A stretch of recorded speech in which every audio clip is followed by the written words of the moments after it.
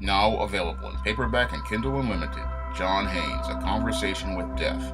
The man who rules the world and the angel of darkness take on a horde of demons in this inaugural John Haynes series adventure. Get John Haynes, A Conversation with Death for 99 cents on Kindle or in paperback today. I was reading several comic books online, and as I took a critical look at many of these comics I was reading online, I began to understand why many of these comics just don't sell.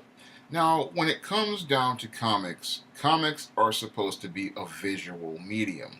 But I didn't see anything visually compelling in many of these comics that would give me an incentive to go pick this comic book up off the shelf, take a look at it, or even have more of an incentive to go and buy it.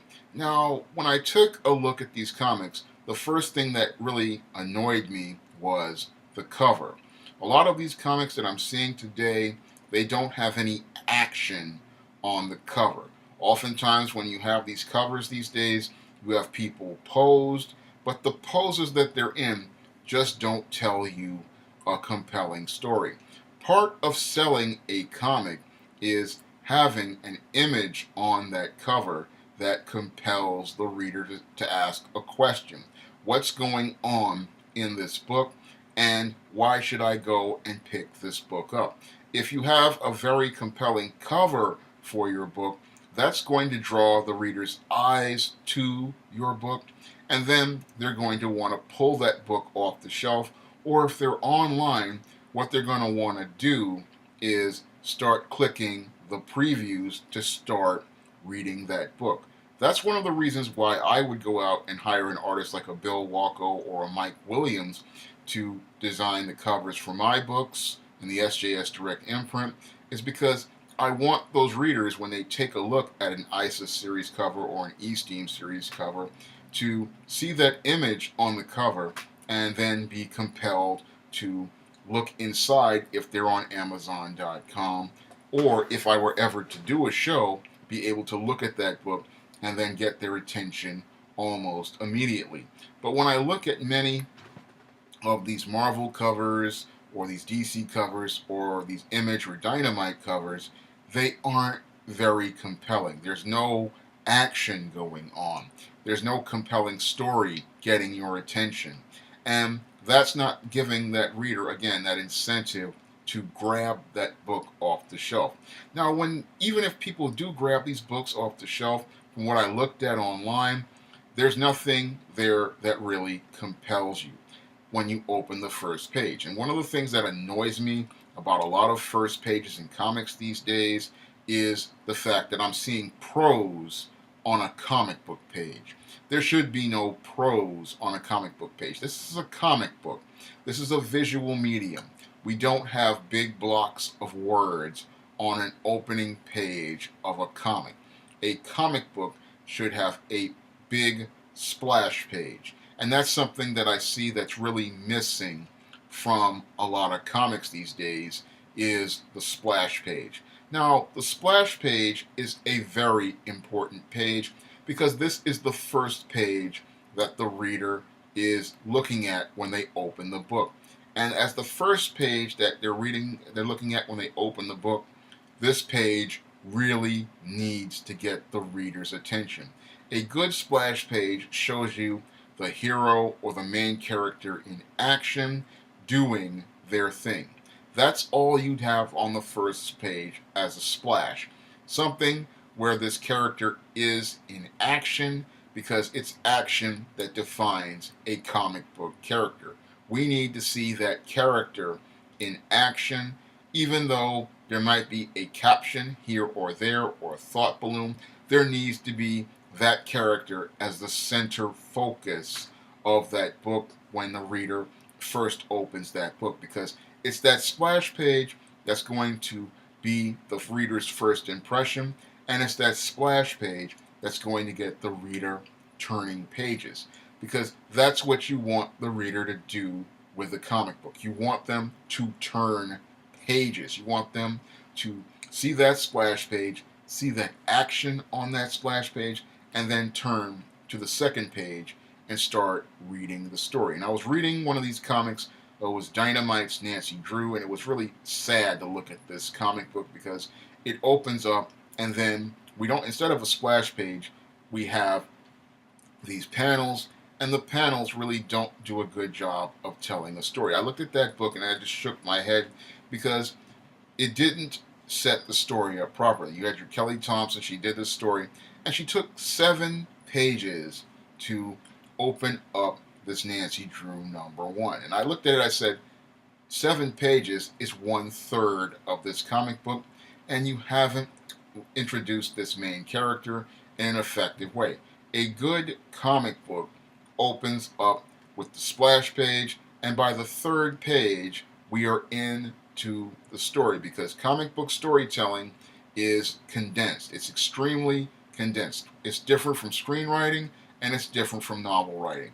In novel writing, you can have a bunch of prose to introduce a concept, and in screenwriting, you can have an opening scene with an inciting incident. But with a comic book, the inciting incident has to be on the splash page, and then we go into the action, and we have to get into that action by that 3rd page because it's that 3rd page that is the make or break for a comic. If you do not have the reader's attention by the 3rd page, you have lost the reader primarily, and they're not going to buy the book. If you get them by the 3rd page, they'll turn to the 5th page, and once they get to the 5th or 6th page, they're 1/3 into the book. And once they get 1/3 into the book, the chances are they're going to finish the other 2/3 of the book.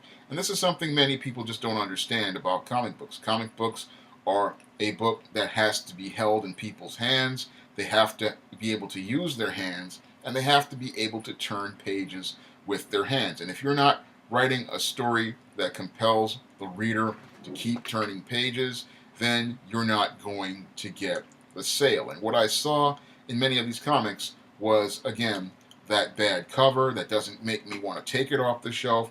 I saw that opening page which was filled with prose, or I saw pages with panels and no splash page. And all of these things are things that prevent a lot of these books from selling because there is a structure to comics, and there's a structure that people have to understand how it works. You can wrap a form around the structure and tell a compelling story, but you have to understand how this structure works. And when I look at a lot of these modern comics, it's clear to me that a lot of people don't understand how these structures work as to creating compelling storytelling in the visual medium of comic books, because your pictures have to be strong. Your pictures have to be strong on the cover, and your pictures have to be strong on the opening page. And your pictures also have to be strong as you're telling your story. And one of the things that I'm seeing with a lot of comics is there are problems as related to transitioning from panel to panel. And the reason why there's a lot of problems related to transitioning from panel to panel is because the writers really have not really thought out the story. So they'll have an idea of something as related to things that they see in their head from their imagination, but they haven't come up with an understanding of how to translate that into single visual images. And because they have not come up with an idea on how to translate that into a single image, that's what makes it hard for the reader to see how the action moves from panel to panel. Because I was looking in some other comics that were online, like I was looking at Ms. Marvel, and I looked at several issues of Ms. Marvel, and I saw some comic panels that really did not transition very well. And that was due to them trying to go with this sort of YA style writing, but that type of writing really does not work in comics. Again, comics have a completely different style and approach to writing than either young adult novels or screenplays, but many people, they take it for granted and they believe that you can use a YA writer to write comic books, but you have to know how to write comic books overall.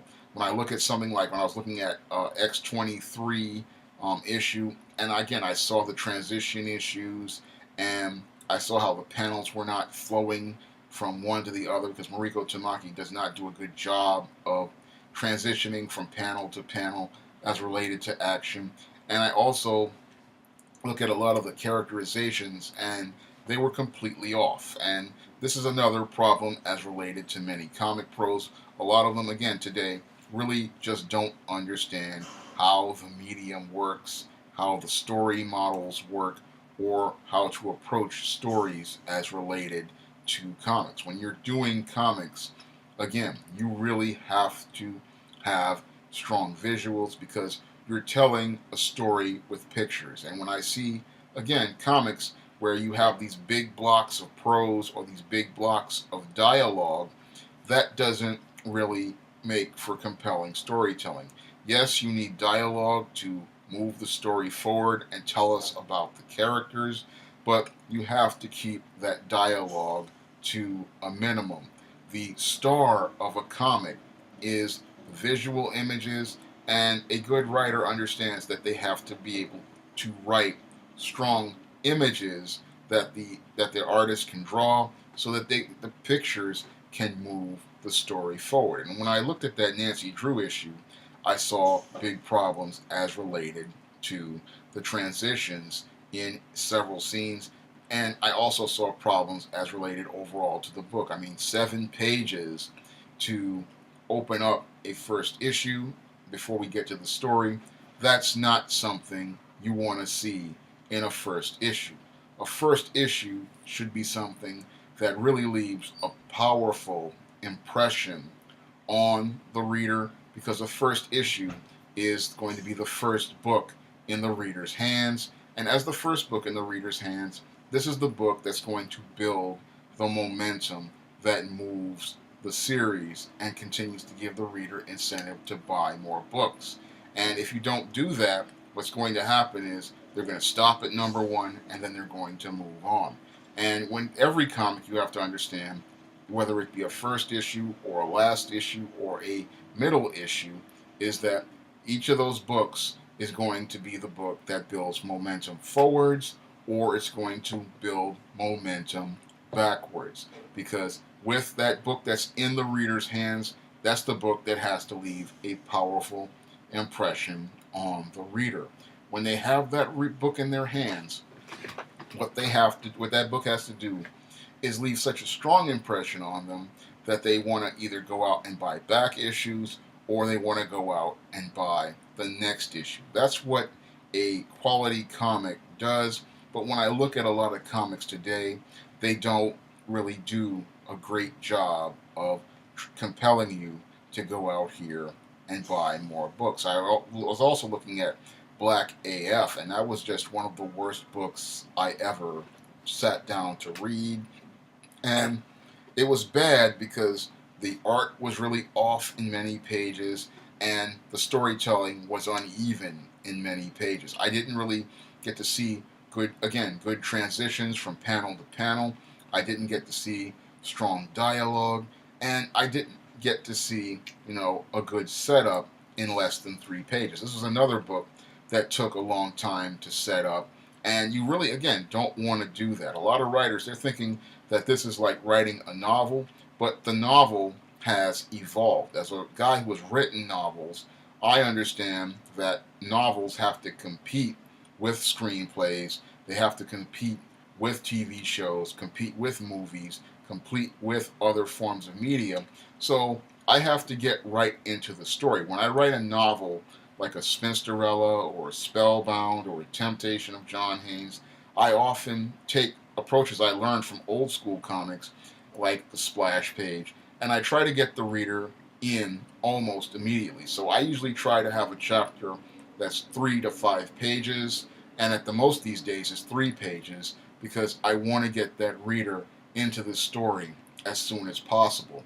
When it comes down to comics, I'm seeing people going 5 to 7 pages, and that's not what you want to do. If a novelist like myself is bringing things down to 3 pages, that means you as a comic book pro really need to do this in 3 pages as well, because that's where people are going to start your book, and you want to keep them reading, you want to keep them turning those pages, because the more pages they turn, the more incentive they have to go out and buy this book. If they don't have that incentive to turn the pages, you're not going to get the sale. And when you're on platforms like online these days, like Amazon or Smashwords, people are looking at digital pages and their attention is shorter than that of someone in a bookstore. So you have to work twice as hard to get their attention, and your material has to be far more compelling in order to get that sale. So you have to come in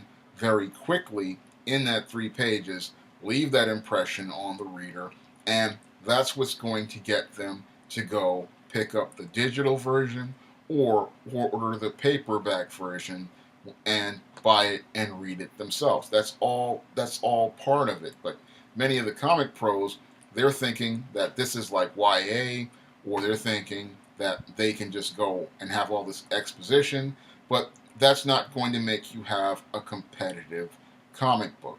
A comic book, again, as a visual medium, you have to make your impression on that reader with that strong cover, a strong splash page, and a compelling story that moves the action from panel to panel to the point where the people who are reading this comic feel like this comic is moving, feel like these characters are animated, feel like things are dynamic. Because if they feel like things are animated and dynamic, they're going to read all the way to the end, and then they're going to want to anticipate picking up that next issue and anticipate picking up back issues if this isn't the first issue in their hands. I'm seeing so many mistakes in today's comics, and it's these mistakes that I'm seeing in these comics that show me why the comic book industry is having such a hard time selling comics, because it's clear to me that many of the people working in the comic book industry today just don't understand the craft of storytelling as related to comics, and they don't understand the foundations of the story model as related to comics, the model and approaches to comics, and they don't understand that this is not a book where you're writing with words. This is a medium where you tell stories with pictures, and if you can't tell your story with pictures effectively, then you're not going to effectively engage the reader, and if you don't engage the reader, you're just not going to get the sales. The way I see it, we really need to have somebody in editorial trying to mentor some of these people, because when I look at the work that they have on the page, it's not very strong, it's not very compelling, and it's not giving anyone an incentive to spend more money on more comics, because with comics costing $3.99 for 32 pages, that same customer can put another $4 with their money and get a Netflix subscription where they can watch all the TV shows and movies that they want, or they can go to a place like Kindle or Smashwords and pick up one of the books like my SJS Direct publications and get the more entertainment value for their dollar than they would reading that 32-page comic. If you want to try some of my SJS Direct publications like the ISIS series, the E-Steam series, the Temptation of John Haynes, the John Haynes series, the Spinsterella trilogy, or my men's issues books, you may do so by clicking the link to Amazon.com in the description box. And if you want to help me make more videos like this, you can donate to my Patreon by clicking the link in the description box. That's all I have to say for this video. You can comment, rate, and subscribe. Now available in paperback and Kindle Unlimited, ISIS, Escape from Transylvania. The goddess next door and John Haynes must escape a horde of vampires on the hunt in this horror-filled ISIS series adventure. Get ISIS, Escape from Transylvania in paperback and Kindle Unlimited today.